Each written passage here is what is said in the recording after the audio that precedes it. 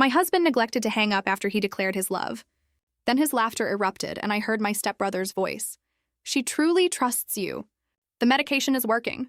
Soon she won't even know her own name. My veins turned to ice. They were plotting against my inheritance. You know that moment when you say, "I love you too," and everything feels utterly perfect? For me, that comforting silence after hanging up wasn't comforting at all.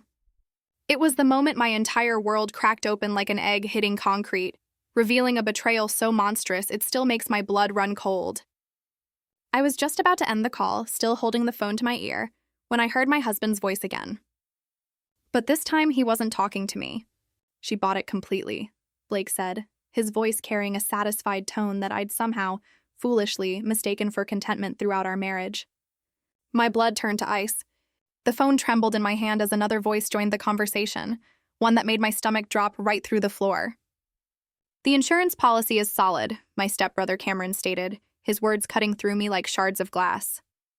$2 million plus the inheritance properties. Once we trigger the clause about her instability, it all transfers clean. I pressed the phone harder against my ear, my heart hammering so loud I was terrified they'd hear it through the connection. The kitchen around me, our kitchen, with its cheerful yellow walls and the coffee mug Blake had bought me for our anniversary, suddenly felt like a stage set. Fake. Hollow. "The medication switch was genius," Blake continued, and I could practically hear the smile in his voice. "Dr. Whitmore thinks he's helping her depression, but those pills are going to make her paranoid, erratic. A few more weeks and we'll have all the documentation we need." My legs gave out. I slumped against the cold granite counter, the phone slipping from my numb fingers. But I could still hear them, their voices floating up from that device, a terrifying window into my own planned destruction. "What about Elena?" Cameron asked. "She's been asking questions about the trust fund." Blake dismissed her with a wave of his voice. "My sister won't be a problem. She's too busy with her own life to dig deep. Besides, once Violet's committed, Elena will be grateful we're handling everything." Committed. The word hit me like a physical blow. They weren't just planning to steal from me. They were planning to have me declared mentally incompetent and locked away. I stared at the pill bottle on the counter, the one Dr. Whitmore had prescribed just 3 weeks ago. The one Blake had been so supportive about, bringing me water every morning, making sure I took my medicine with breakfast. Those pills that had been making me feel foggy, disconnected, like I was living my life through a thick pane of glass. How long? How long had this been going on? How long had my husband been slowly poisoning me while still kissing me goodnight? How long had my stepbrother, the boy I'd helped raise after Dad married his mother, been planning to steal everything our father had left me? The conversation continued, but their voices seemed to come from underwater now. I heard fragments, "the lawyer," "power of attorney," "she'll never see it coming." Each word was another nail in the coffin of the life I thought I'd been living.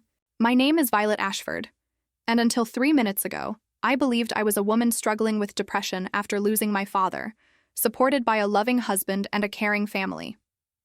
Now I knew I was prey, and the hunters had been circling me for months. I forced myself to breathe, to think. The phone was still connected. They still didn't know I could hear them. And for the first time in weeks, my mind felt sharp, crystal clear. Probably because in my rush to get to my therapy appointment, I'd forgotten to take my morning medication. Therapy. Another piece of the puzzle clicked into place. Dr. Whitmore, who'd been so quick to prescribe medication, so eager to document my episodes. How much was Blake paying him? Or was Cameron the one pulling those strings? I picked up the phone with shaking hands and ended the call. The silence that followed was more deafening than their conversation had been. Then I sat in my kitchen, the kitchen where Blake made me coffee every morning, where Cameron had eaten Sunday dinners with us, where I'd felt safe and loved, and I began to plan. They thought they were hunting a wounded deer. They had no idea they'd awakened a wolf. The next morning, I did something I hadn't done in weeks. I pretended to take my medication. Blake watched me swallow the pill with his usual concerned smile, the same expression he'd worn when he'd held my hand at Dad's funeral, when he'd promised to take care of everything. "How are you feeling today, sweetheart?" he asked, brushing a strand of hair from my face with fingers that now felt like ice against my skin. "Better," I lied, forcing myself to lean into his touch. "The fog is lifting a little." His smile tightened, almost imperceptibly. That's wonderful, but remember what Dr. Whitmore said. Recovery isn't linear. You might have some bad days ahead, setting the stage for my inevitable breakdown. I know, I said softly. I'm just grateful to have you taking care of everything. I don't know what I'd do without you. The words tasted like ash in my mouth, but Blake's expression relaxed. He kissed my forehead and I had to fight not to flinch away. I'll always take care of you, Violet. Always. After he left for work, I spat the pill into my palm and flushed it down the toilet. Then, I called in sick to my job at the art gallery, a job Blake had been encouraging me to quit, claiming the stress was too much for my fragile state. I had work to do. My first stop was the bank. I'd been letting Blake handle our finances since Dad's death, too grief-stricken and medicated to care about money. But I still had access to my accounts, and I needed to see exactly what had been happening to my inheritance. The numbers on the screen made my stomach turn. Transfers, withdrawals, investment changes, all authorized with my electronic signature, except I'd never authorized any of them. Blake had been systematically moving my money. Small amounts at first, then larger chunks as my depression worsened and I became less involved in day-to-day decisions. Mrs. Benjamin, the bank manager, appeared at my shoulder. Mrs. Ashford, is everything all right? You look pale. I turned to her, this woman who'd known my family for years, who'd helped Dad set up my trust fund when I turned 25. Mrs. Benjamin, I said, my voice barely steady, I need to ask you something, and I need you to be completely honest with me. She nodded, concern creasing her features. Has my husband been in here recently making changes to my accounts? Her expression shifted, became guarded. Mrs. Ashford, perhaps we should discuss this in my office. The private office felt like a confessional as Mrs. Benjamin closed the door behind us. She sat across from me, her hands folded on the desk, and I could see the conflict in her eyes. Your husband has power of attorney, she said carefully. The paperwork was filed 6 weeks ago after you started having difficulties. What difficulties? My blood ran cold. The incident here at the bank. You don't remember? Mrs. Benjamin's face crumpled with sympathy. Oh, honey. You came in very upset, crying about people following you, insisting that someone was trying to steal your money. You seemed very confused. Your husband came to collect you, and the next week he brought in the power of attorney documents, signed by you and witnessed by Dr. Whitmore. The room spun around me. I gripped the arms of my chair, fighting off a wave of nausea. They drugged me, brought me here in a compromised state, then used my breakdown as justification for taking control of my finances. Mrs. Benjamin, I said, my voice barely above a whisper, I need you to freeze all my accounts right now. I can't do that without what? I pressed. Without my husband's permission. I leaned forward, letting her see the desperation in my eyes. That power of attorney was obtained under false pretenses. I was under the influence of drugs. She stared at me for a long moment, weighing my words against what she'd witnessed weeks ago. Finally, she reached for her phone. I'm calling Dr. Whitmore, she said. If you're having another episode, no! I stood up so quickly my chair rolled backward. Don't call him, please. He's part of this. But she was already dialing. I watched helplessly as she spoke in low tones, describing my paranoid delusions and erratic behavior. When she hung up, her expression had hardened. Dr. Whitmore is on his way, she said. And I've called your husband. They're both very concerned about you. I was trapped. If I stayed, they'd have me committed within hours. If I ran, it would only confirm their narrative that I was unstable. But I couldn't let them win. Not when I was so close to understanding the full scope of their betrayal. I need to use the restroom, I said. Mrs. Benjamin hesitated, then nodded. Of course, but Violet, please don't do anything rash. Your family loves you. They just want to help. I smiled at her, the same trusting smile I'd been giving Blake for months. I know. I'll be right back. The bank's restroom had a window that opened onto the alley behind the building. It was a tight squeeze, and I ruined my favorite dress climbing through, but I made it out just as I heard Blake's voice in the lobby. That concerned husband tone he'd perfected. I had maybe an hour before they realized I was gone and started looking for me. I needed help, and I needed it from someone they wouldn't expect. I needed Elena. My sister-in-law lived 20 minutes away in a neighborhood that screamed suburban perfection. Elena had always been the practical one, the skeptic who asked hard questions and didn't accept easy answers. If anyone would believe me, it would be her. But when she opened her front door and saw me standing there, disheveled and wild-eyed, her expression immediately shifted to concern. "Violet, what happened?" Blake called. "He said you'd had an episode at the bank." "He called you already?" My heart sank. Of course he had. They were covering all their bases. "Come inside," Elena said, ushering me into her pristine living room. "You look terrible. When's the last time you ate something?" I couldn't remember. The medication had been suppressing my appetite for weeks. "Elena, I need you to listen to me." "Really listen. Blake and Cameron are trying to have me committed so they can steal my inheritance." She sat down across from me, her face carefully neutral. "That's a very serious accusation. I heard them talking. Blake forgot to hang up the phone after our call yesterday, and I heard everything. They've been spiking me, Elena. The pills Dr. Whitmore prescribed? They're not antidepressants. They're making me paranoid and confused so they can claim I'm mentally incompetent." Elena was quiet for a long moment, studying my face. "You know how that sounds, right? Like the ravings of a mentally ill woman." "I know. That's exactly what they're counting on." I leaned forward, grabbing her hands. "But you know me, Elena. You've known me for 8 years. Have I ever lied to you? Have I ever been anything but rational and level-headed?" She squeezed my hands gently. "No, but grief can change people, Violet. And depression. I'm not depressed." The words exploded out of me louder than I'd intended. I mean, I was sad about Dad, of course I was. But I wasn't suicidal or delusional or any of the things Blake has been telling people. The only time I felt crazy is when I've been taking those pills. Elena's phone buzzed. She glanced at it, and I saw Blake's name on the screen. "Don't answer it," I pleaded. "Please, just give me 5 minutes to prove what I'm saying." She hesitated, then declined the call. 5 minutes. I pulled out my phone and showed her the banking app, the transfers and withdrawals that had been happening without my knowledge. Then I showed her the pill bottle, explaining how Blake had been so insistent about my medication schedule.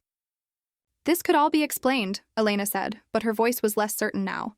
"Maybe Blake was just trying to help manage your finances while you were grieving, and the medication." "Then explain this." I played the recording I'd made of yesterday's phone call. I'd been smart enough to start recording the moment I realized Blake hadn't hung up. Elena's face went white as she listened to her brother's voice discussing my instability and the insurance money. When Cameron's voice joined in, talking about triggering clauses and transferring assets, she looked like she might be sick. "Oh my God," she whispered. "Oh my God, Violet, I'm so sorry. I had no idea. You believe me?" "How could I not?" That's Blake's voice, clear as day. She stood up, pacing to the window. "But this is criminal. We need to call the police." "With what proof? A recording that could be dismissed as fake? My word against a respected doctor and my grieving husband?" I shook my head. "They've been planning this for months, Elena. They have documentation, witnesses, medical records. By the time the police sort through it all, I'll be locked up in a psychiatric facility and they'll have cleaned out every account." Elena's phone buzzed again. This time it was Cameron. "He's calling you now," I observed. "They're coordinating their search." She declined the call, but I could see the wheels turning in her mind. "What do you want to do?" "I want to destroy them, but I need help. And I need someone they trust to help me do it." Elena looked at me for a long moment, then nodded slowly. "What do you need?" The plan we hatched was simple in concept, but complex in execution. Elena would call Blake back, tell him she'd found me having a breakdown in her living room, and convince him that I needed immediate psychiatric intervention. She'd suggest bringing me to Dr. Whitmore's office, where Blake could sign the commitment papers. Meanwhile, I would be gathering evidence. "This is incredibly dangerous," Elena warned as she helped me climb into the back of her SUV. "If they catch you." "They won't," I said, though my heart was hammering against my ribs. "Blake thinks I'm having a psychotic break. He won't expect me to be thinking clearly enough to investigate." Elena drove me to Blake's office building and dropped me off in the parking garage. I had maybe 2 hours before the fake appointment at Dr. Whitmore's office. 2 hours to find proof of what they'd been planning. Blake's law firm occupied 3 floors of a downtown high-rise. I'd been there dozens of times for office parties and client dinners, so the security guard recognized me and waved me through without question. "Mrs. Ashford, how are you feeling? Blake mentioned you'd been under the weather." "Much better, thank you, Jerry." I just need to grab something from Blake's office. Blake's secretary was at lunch. His office door was unlocked. I slipped inside and immediately went to his computer. He'd always been careless about passwords, using the same combination of our anniversary date and his mother's maiden name for everything. What I found in his files made my hands shake with rage. There were emails dating back 6 months, conversations with Cameron about the Violet situation. They'd been planning this since before Dad's funeral, waiting for the right moment to strike. There were communications with Dr. Whitmore about medication protocols, discussions of dosages and side effects.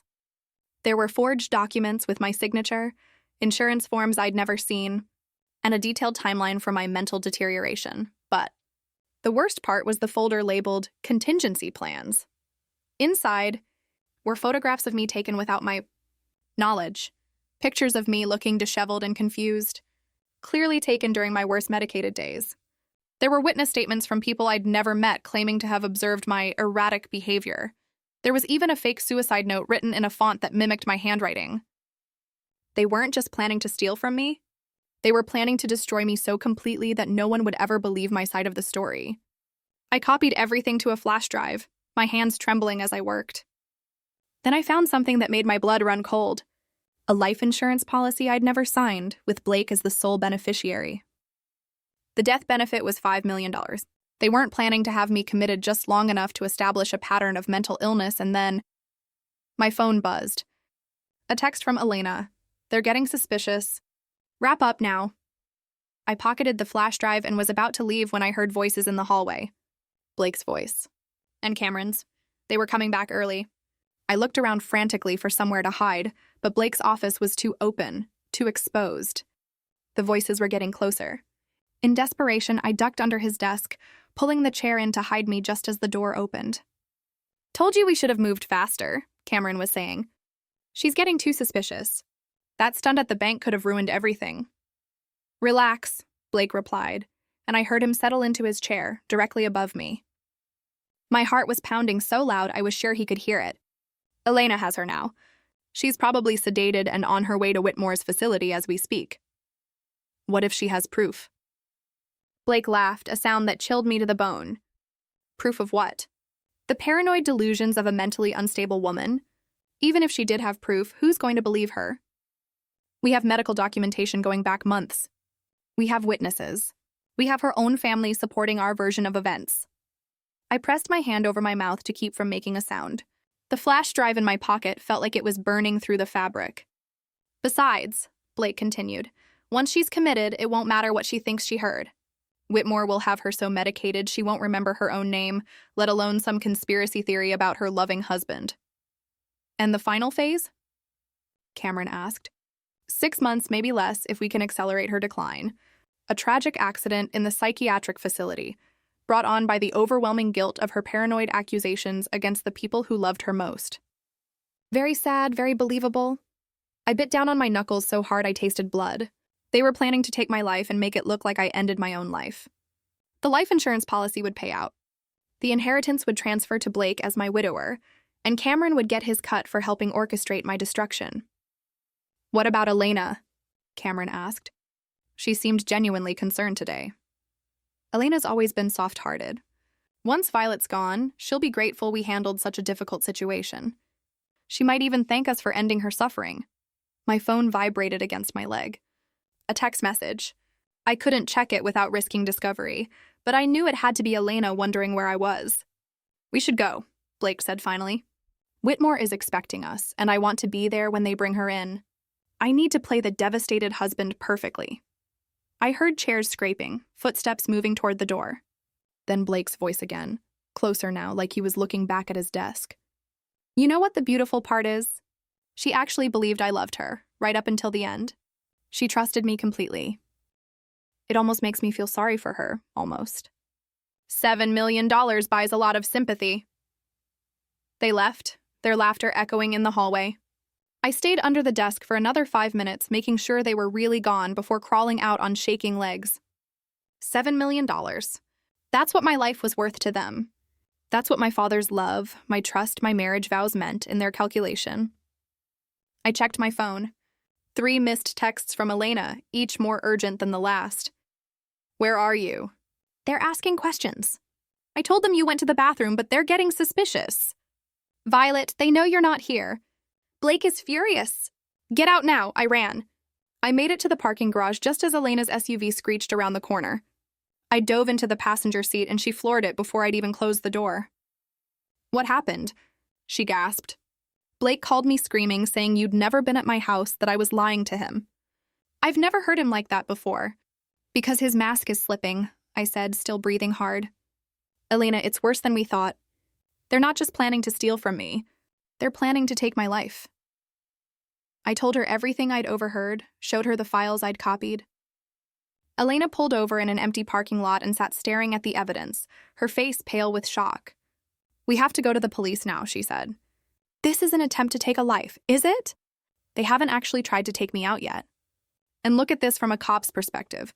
A woman with documented mental health issues, claiming her husband and stepbrother are trying to take her life for money.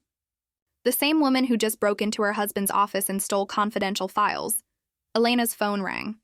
Blake's name flashed on the screen. Answer it, I said, but put it on speaker. She accepted the call with trembling fingers. Elena, thank God. Blake's voice filled the car, and hearing it now, I could detect the false concern I'd been blind to for months. Is Violet with you? She's having a severe episode. She broke into my office. She's been making wild accusations. I don't know where she is, Elena lied smoothly. She left my house hours ago. She seemed really scared. What if she hurts herself? That's exactly what I'm afraid of, Blake said, and I had to admire his performance. He sounded like a man genuinely terrified for his wife's safety. Dr. Whitmore thinks she might be having a complete psychotic break. We need to find her before she does something irreversible. Have you called the police? I'm about to. Elena, if she contacts you, don't try to reason with her. Just call me immediately.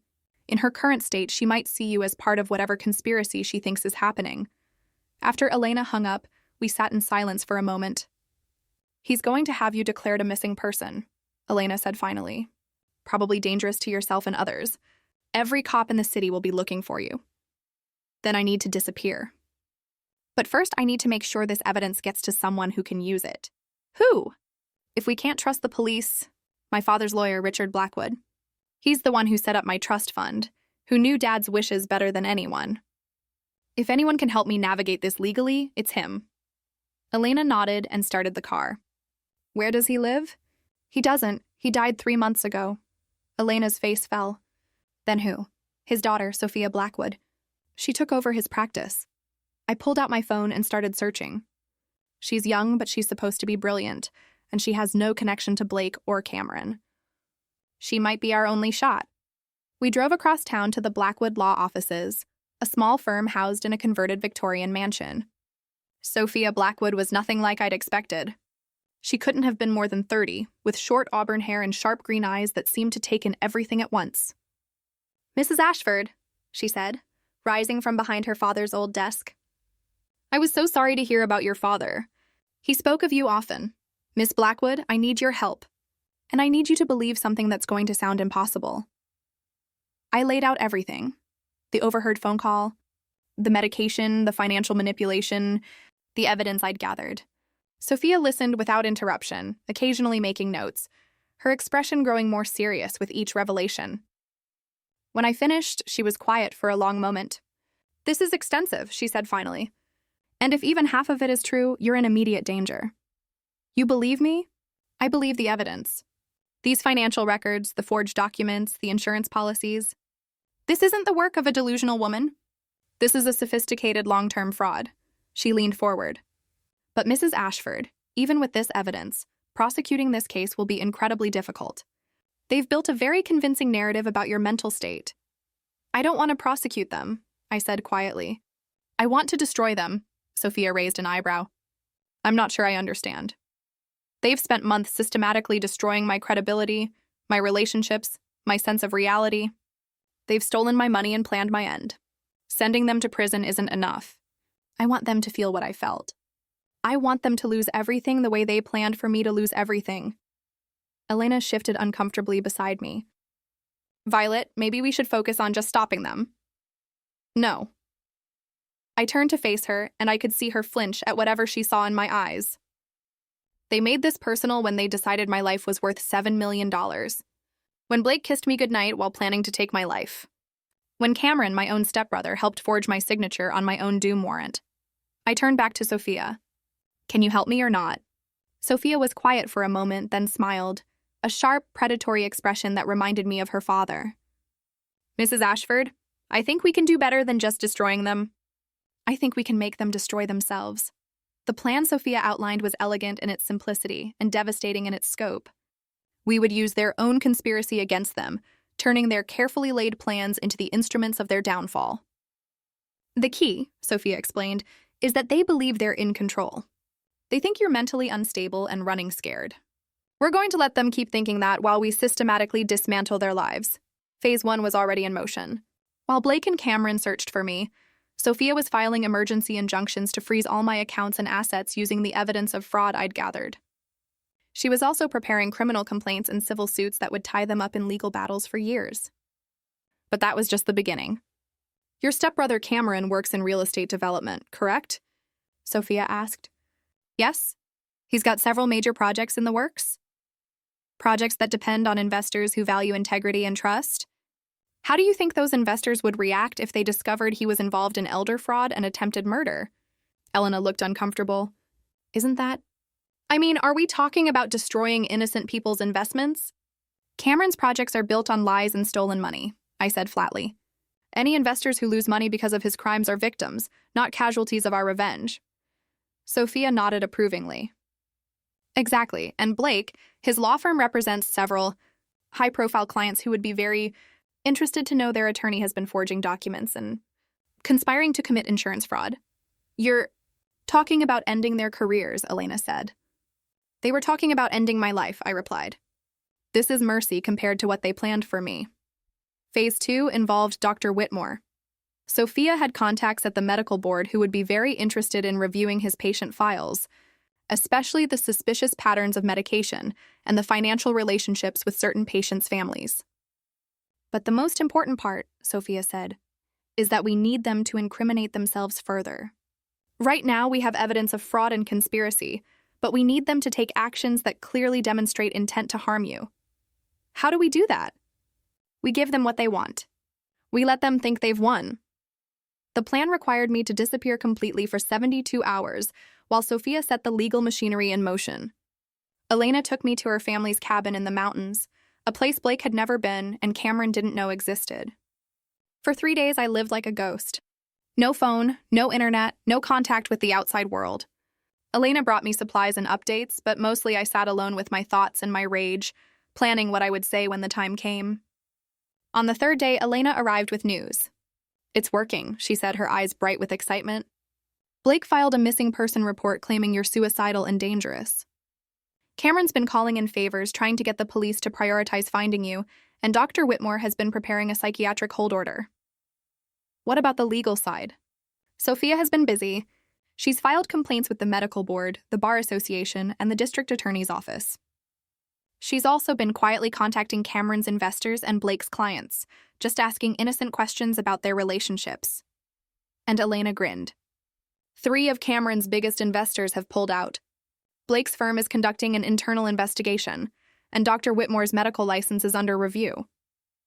Good, I said, but it's not enough. They need to confess.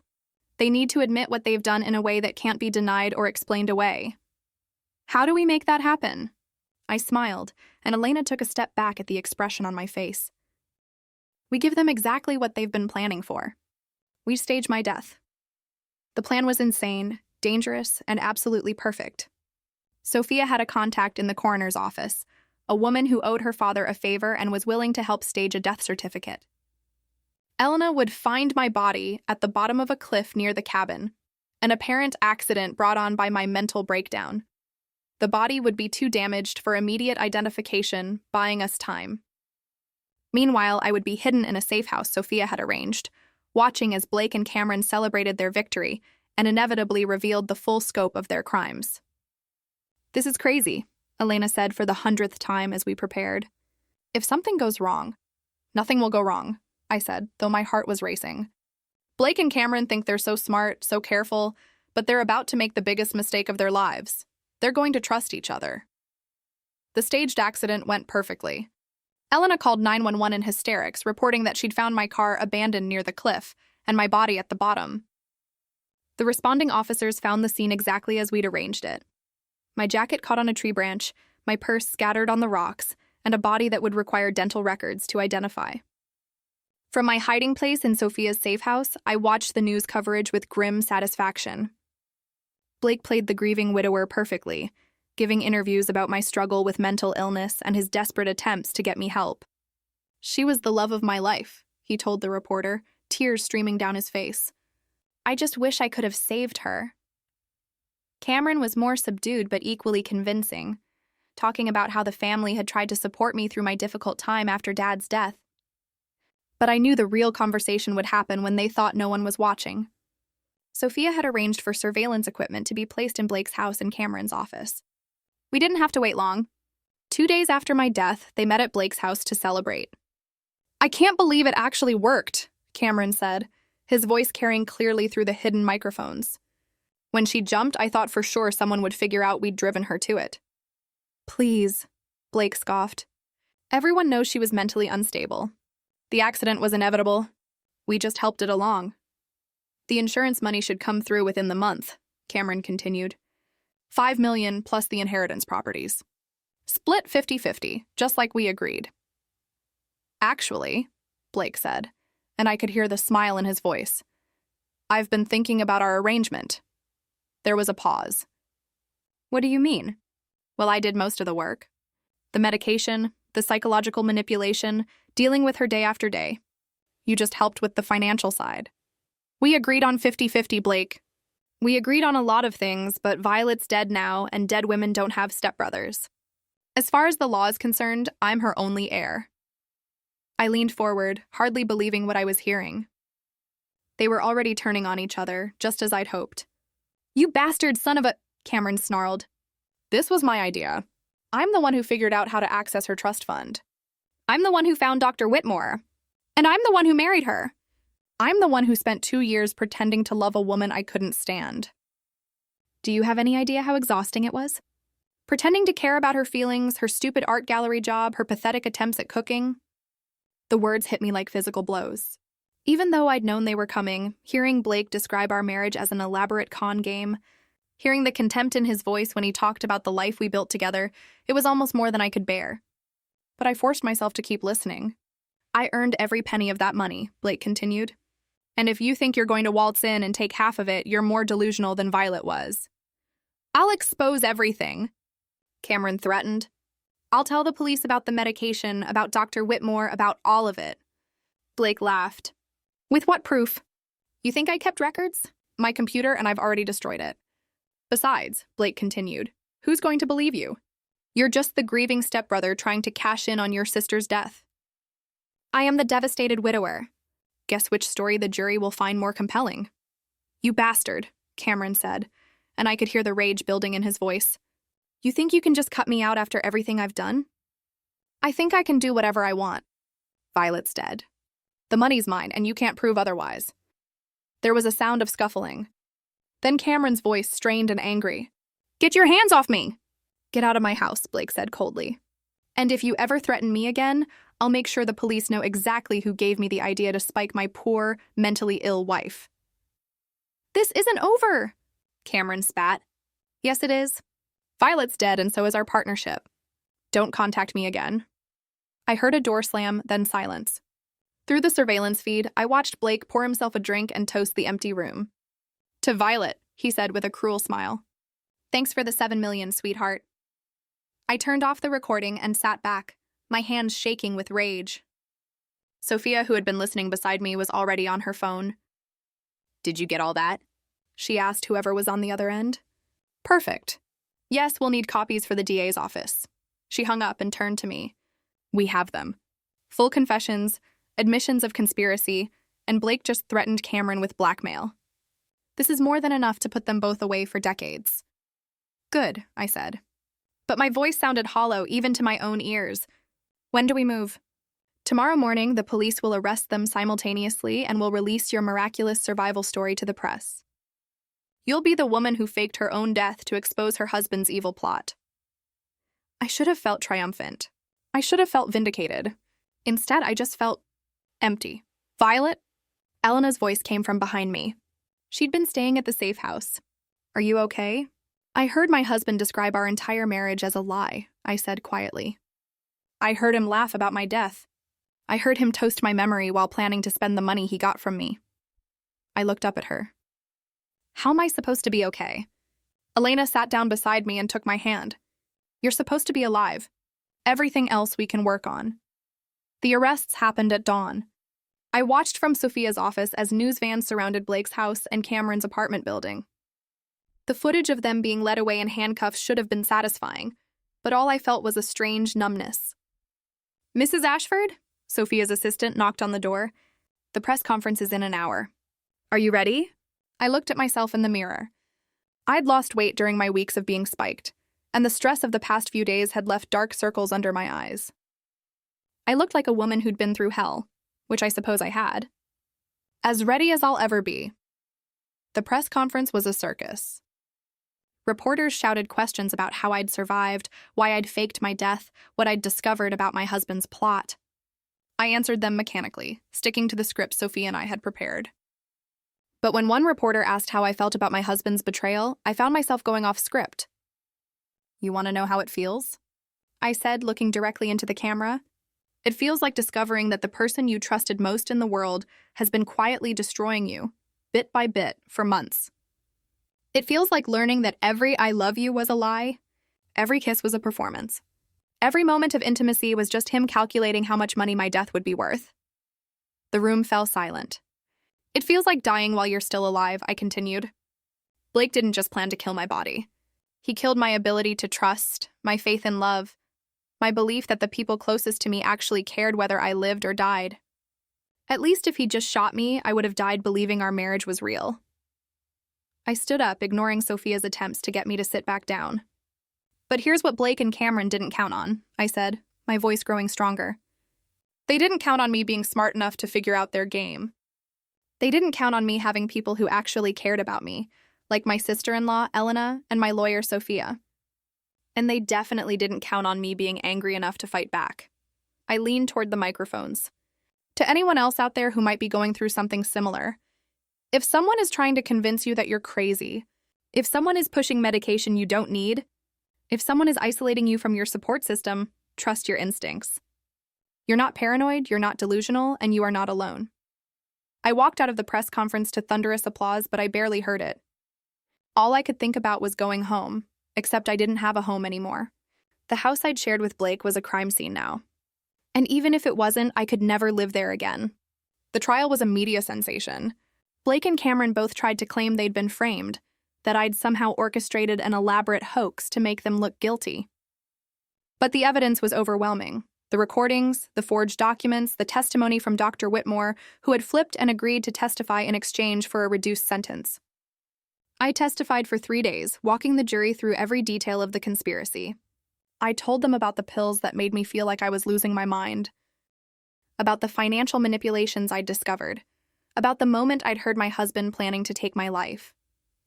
Blake's lawyer tried to paint me as a vindictive woman seeking revenge on an innocent man, but the recordings spoke for themselves. When the jury heard Blake toasting my death and bragging about the insurance money, several of them looked physically ill. The verdict came back after only 4 hours of deliberation. Guilty on all counts. Blake got 25 years for conspiracy to commit murder, insurance fraud, and elder abuse. Cameron got 20 years for his role in the conspiracy. Dr. Whitmore got 10 years and lost his medical license permanently. I should have felt vindicated. I should have felt like justice had been served.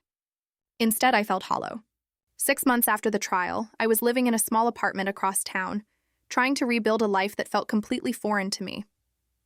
The insurance companies had paid out the claims on my death, then sued to get the money back when I turned up alive. My inheritance was tied up in legal proceedings. The art gallery had fired me during my mental health crisis, and no one seemed eager to hire the woman who'd faked her own death, even if it was for good reasons. Elena visited regularly, but I could see the worry in her eyes. I wasn't getting better. If anything, I was getting worse. The numbness that had started during the trial had spread until I felt like I was living my life through thick glass, watching everything happen to someone else. You need to talk to someone, Elena said during one of her visits. A therapist, a counselor, someone who can help you process what happened. I've had enough of therapists, I said flatly. The last one was trying to have me committed so my husband could steal my money. Not all therapists are Dr. Whitmore. There are good ones out there. People who actually want to help. I knew she was right, but I couldn't bring myself to care. What was the point of healing when everything I'd believed about my life had been a lie? What was the point of moving forward when I couldn't trust my own judgment about people? The doorbell rang, interrupting my spiral of self-pity. I wasn't expecting anyone, and Elena was already here. I looked through the peephole and saw a woman I didn't recognize. Middle-aged, professionally dressed, with kind eyes and a patient expression. Mrs. Ashford, my name is Dr. Camilla Asher. I'm a psychiatrist, but I'm not here in a professional capacity. I'm here because I read about your case, and I wanted to talk to you about something important. I opened the door, but kept the chain on. If this is about treatment, it's not. It's about other women who've been through what you've been through. That got my attention. I unlatched the chain and let her in. Dr. Asher sat down in my living room and pulled out a folder. I've been working with victims of psychological abuse for 15 years, she said. What happened to you? The systematic spiking of your drinks, the gaslighting, the financial manipulation. It's more common than you might think. She opened the folder and showed me photographs, documents, news clippings. These are just from the past year. Women whose husbands or family members tried to have them declared incompetent. Women who were manipulated and told they were crazy. Most of them didn't figure it out in time. I stared at the photos. Women of all ages, all backgrounds, all with the same haunted look in their eyes that I saw in my own mirror every morning. What happened to them? Some are in psychiatric facilities, heavily medicated and unable to advocate for themselves. Some lost everything and are living in poverty. A few, she paused. A few didn't survive. The weight of what she was saying hit me like a physical blow. You're saying there are other Blakes out there? Other Camerons? I'm saying there's an entire network of people who prey on vulnerable women, especially women with money or property. They use the mental health system as a weapon, turning doctors and lawyers and even family members into accomplices. Elena leaned forward. What can we do about it? Dr. Asher smiled for the first time since she'd arrived. That's why I'm here, Mrs. Ashford. You have something these other women don't have. You have proof. You have evidence. You have a story that people believe. So you have the power to expose this whole system, to help other women who are going through what you went through, to make sure that what happened to you never happens to anyone else. I was quiet for a long moment, thinking about the women in the photographs, about the hollow look in their eyes that matched my own. What would I have to do? Tell your story. Not just the sensational parts that made the news, but the real story. The subtle signs, the gradual erosion of your autonomy, the way they made you doubt your own sanity. Help other women recognize the warning signs before it's too late. And you think that would help? I think it could save lives. The foundation started small. Just me, Dr. Asher, and Elena working out of a rented office space downtown. We called it the Violet Ashford Foundation for Psychological Abuse Awareness. And our mission was simple: to educate women about the warning signs of systematic psychological manipulation and to provide resources for those who suspected they were being targeted. The first few months were hard. I had to relive my story over and over again, speaking to support groups and women's organizations, giving interviews to journalists and researchers. Every time I told it, I felt like I was picking at a wound that refused to heal. But something strange started happening. Women began reaching out to us, women who recognized their own experiences in my story. Women who had been told they were paranoid or delusional when they suspected their loved ones were manipulating them. There was Margaret, whose son had been slowly increasing her medication while transferring her assets to his name. There was Lisa, whose husband had been gaslighting her for years, making her believe she had early-onset dementia so he could take control of her successful business. There was Jennifer, whose stepfather had been forging her signature on legal documents while her mother looked the other way. Each story was different, but the pattern was always the same: isolation, medication, gaslighting, and financial manipulation. And in every case, the victim had been told by well-meaning friends and family that they were imagining things, that their loved ones would never hurt them. The hardest part, Margaret told me during one of our support group meetings, wasn't the money. It was realizing that my own son saw me as nothing more than a bank account with legs. I knew exactly what she meant. As the foundation grew, we started developing resources, checklists of warning signs, legal guides for protecting assets, networks of trusted doctors and lawyers who understood psychological abuse. We created a hotline for women who suspected they were being manipulated, staffed by volunteers who had been through similar experiences. But the most important thing we did was listen. We believed women when they said something was wrong, even when they couldn't prove it yet. We validated their instincts and helped them trust themselves again.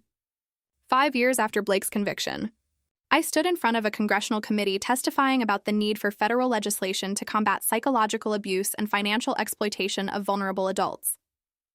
The current system, I told the assembled lawmakers, treats these crimes as civil matters or family disputes. But what happened to me and hundreds of other women, these aren't family disputes.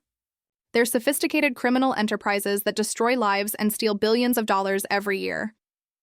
I looked out at the committee members, some of whom were taking notes, others checking their phones. But a few were really listening, and that was enough. The perpetrators count on our silence, I continued. They count on the shame and self-doubt of their victims. They count on a system that doesn't take women seriously when they say something is wrong. But we're not silent anymore. We're not ashamed. And we're not going away. The legislation passed 6 months later. The Violet-Ashford Act created federal penalties for psychological abuse in cases involving financial exploitation, established funding for victim services, and required training for law enforcement and medical professionals. I should have felt triumphant. I should have felt like I'd finally gotten justice, not just for myself, but for all the women who'd been silenced and dismissed and told they were crazy. Instead, I felt something I hadn't experienced in years: peace. The call came on a Friday morning in spring. I was in my office at the foundation, reviewing a case file when my assistant knocked on the door. "Mrs. Ashford, there's someone here to see you." She says it's personal. I looked up to see a young woman in her 20s with dark hair and nervous eyes. She looked familiar, but I couldn't place her. "I'm sorry to bother you," she said, stepping into my office. "My name is Rachel Whitmore. I'm Dr. Whitmore's daughter." The file slipped from my hands. Dr. Whitmore, the psychiatrist who had helped Blake and Cameron, who had been planning to have me committed. He'd been released from prison 6 months ago after serving his reduced sentence. "I know you have no reason to listen to me," Rachel continued quickly, seeing my expression. "But I need to tell you something about my father, about what he's doing now."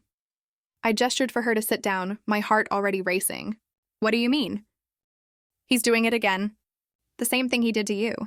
He's found new victims, new partners, and this time he's being more careful." Rachel pulled out a folder and set it on my desk. "I've been watching him since he got out. I know what he did to you was unforgivable, but he's my father and I hoped prison had changed him, but it didn't. If anything, it made him smarter about covering his tracks." I opened the folder and felt my blood run cold. There were photographs of elderly women, medical records, financial documents. It was the same pattern I'd seen before: systematic drugging, isolation, financial manipulation. "How many?" I asked quietly. "At least 6 that I know of. Maybe more. He's working with a network now. Other doctors, lawyers, care facility administrators. They're targeting wealthy widows, women with substantial assets and no close family to protect them." I studied the photographs, seeing my own story reflected in these women's faces. The confusion, the fear, the gradual erosion of their autonomy. "Why are you telling me this? Why not go to the police?" Rachel's face crumpled. "I tried, but he's learned from his mistakes. Everything looks legitimate on paper. The medications are prescribed for valid conditions. The financial arrangements are properly documented. The families seem genuinely concerned. Without someone on the inside, without proof of the conspiracy, the police think I'm just a daughter trying to cause trouble for her criminal father." "Exactly." She leaned forward. "But you stopped him before. You exposed him. If anyone can do it again, it's you." I stared at the files, feeling the familiar weight of responsibility settling on my shoulders. I'd built a good life for myself over the past 5 years. The foundation was thriving. I'd found peace. I'd even started dating again, a kind man named Maverick who knew my story and loved me anyway. I could walk away from this. Let someone else handle it. But then I looked at the photographs again, at the faces of women who were living through what I'd survived. Women who might not be as lucky as I'd been. "What do you need from me?" I asked. The investigation took 8 months. Working with Rachel as our inside source, we slowly built a case against Dr. Whitmore and his network. It was more sophisticated than anything Blake and Cameron had attempted, a multi-state operation involving dozens of conspirators and hundreds of victims. The hardest part was watching it happen in real time, knowing that women were being manipulated while we gathered evidence. But we had to be patient. Had to build an airtight case that couldn't be dismissed or plea bargained away. "Mrs. Henderson is getting worse," Rachel reported during one of our weekly meetings. "They've increased her medication again, and her daughter is pushing for her to sign over power of attorney." Mrs. Henderson was one of the victims we'd been monitoring, a 75-year-old widow with a substantial estate and a daughter who'd suddenly become very interested in her mother's finances after meeting Dr. Whitmore. "How much time do we have?" I asked. "Maybe a week. Once they get the power of attorney, they'll move fast. They've learned from your case. They know not to drag it out too long." I made a decision that would have terrified the old me, the woman who trusted everyone and questioned nothing. "We're going in early tonight, but we don't have enough evidence yet. We have enough to save Mrs. Henderson, and sometimes that has to be enough." The raid happened at dawn. Federal agents coordinated by the FBI's white-collar crime unit hit 12 locations simultaneously. Dr. Whitmore's office, the care facilities, the lawyers' offices, the homes of the conspirators. I was there when they arrested Dr. Whitmore. He looked older, more frail than I remembered, but his eyes still held the same cold calculation that had chilled me years ago. "Mrs. Ashford," he said as they led him away in handcuffs, "I should have known you'd be behind this." "You should have stayed in prison," I replied. "Or better yet, you should have found a different line of work." He smiled, an expression that made my skin crawl. "You think you've won something here? You think this changes anything? There are dozens of operations like this one, hundreds of doctors and lawyers who know how profitable vulnerable women can be. You can't stop them all." "Maybe not," I said, "but I can stop you." And that's enough for today. The trial was even bigger than Blake and Cameron's had been. The media dubbed it the Whitmore Conspiracy, and it exposed a network of corruption that reached into some of the most respected institutions in the country. Dr. Whitmore got life in prison. This time, his co-conspirators received sentences ranging from 10 to 30 years. The care facilities were shut down, the lawyers were disbarred, and the victims, those who were still alive, began the long process of reclaiming their lives and their assets. But the most important outcome wasn't the convictions or the sentences. It was the conversation that followed. Suddenly, everyone was talking about psychological abuse, about the vulnerability of elderly women, about the systems that failed to protect them. Medical schools began requiring courses on recognizing abuse. Law enforcement agencies developed new protocols for investigating these crimes. And most importantly, women began speaking up. The Foundation's hotline was flooded with calls from women who'd recognized the warning signs in their own lives, who trusted their instincts instead of dismissing them as paranoia. We prevented dozens of cases from reaching the point mine had, helping women escape before they lost everything. "You've changed the world," Maverick told me one evening as we sat on the porch of the house we'd bought together, a small place with a garden where I could grow the flowers I'd always loved but never had time for. During my marriage to Blake, "I've changed a small part of it," I corrected. "There's still so much work to do. There always will be. But that doesn't diminish what you've accomplished." I leaned against him, feeling the solid warmth of his presence. Maverick was nothing like Blake. He was honest where Blake had been deceptive, supportive where Blake had been manipulative, genuine where Blake had been calculating. It had taken me years to trust again, to believe that someone could love me without wanting to destroy me. "Do you ever regret it?" he asked. "Fighting back instead of just walking away?" I thought about it for a moment, watching the sunset paint the sky in shades of gold and pink. "No," I said finally. "Blake and Cameron took 2 years of my life, but they gave me something too. They gave me purpose. They showed me that I was stronger than I ever knew." "And Dr. Whitmore?" "Dr. Whitmore reminded me that the fight isn't over, that there are always going to be predators looking for vulnerable prey, but there are also going to be people willing to stand up to them." 10 years after that phone call that changed everything, I stood in front of another congressional committee, this time testifying about the success of the Violet Ashford Act and the need for expanded protections. "When I first told my story," I said, looking out at the assembled lawmakers, I was just one woman trying to expose the men who tried to destroy her. I never imagined it would become a movement. The statistics were staggering. In the decade since the act had passed, prosecutions for psychological abuse had increased by 400%. The foundation had helped over 10,000 women escape abusive situations. The hotline had fielded more than 50,000 calls. But the numbers that mattered most to me were smaller, more personal. 6 women who'd called our hotline had avoided being drugged by suspicious family members.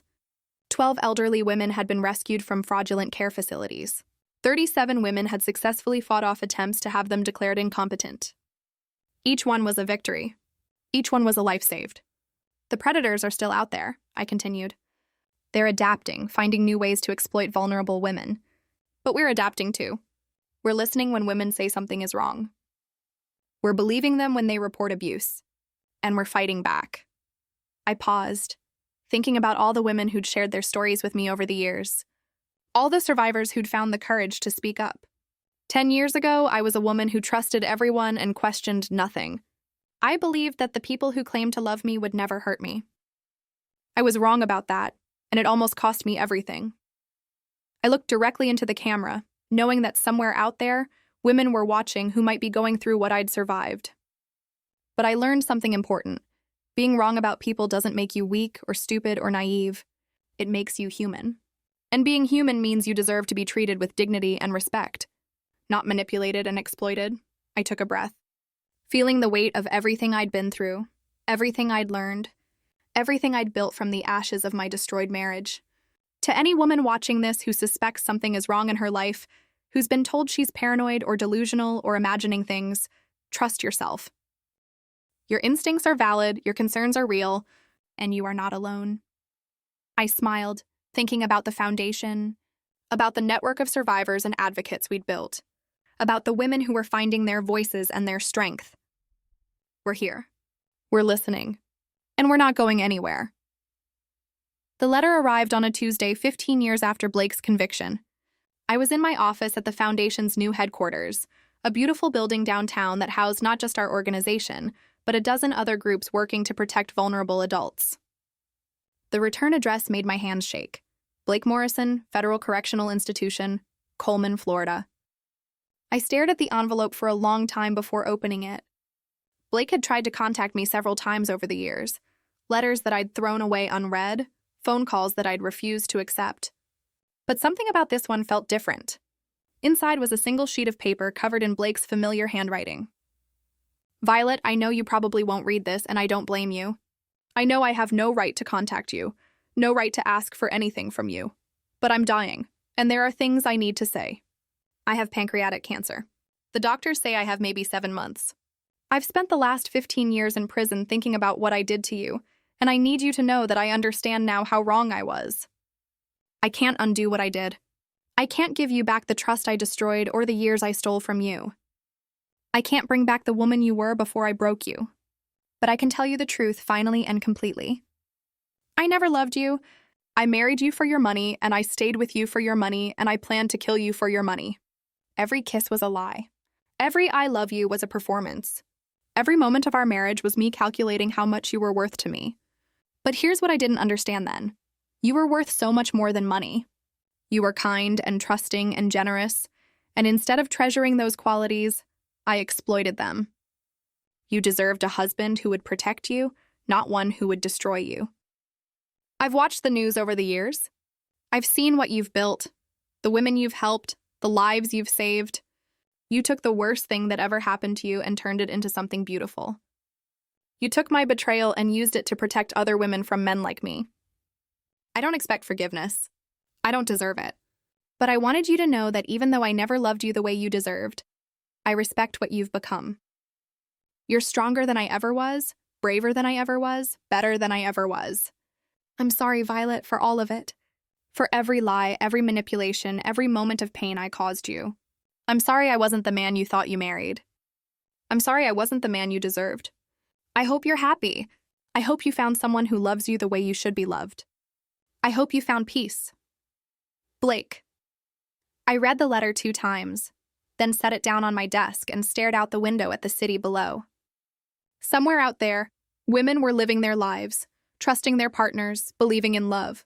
Some of them would be betrayed as I had been. But more of them would be protected because of the work we'd done, because of the conversations we'd started, because of the systems we'd changed. I thought about the woman I'd been 15 years ago, trusting, naive, vulnerable. She was gone, destroyed by Blake's betrayal, as surely as if he'd killed her.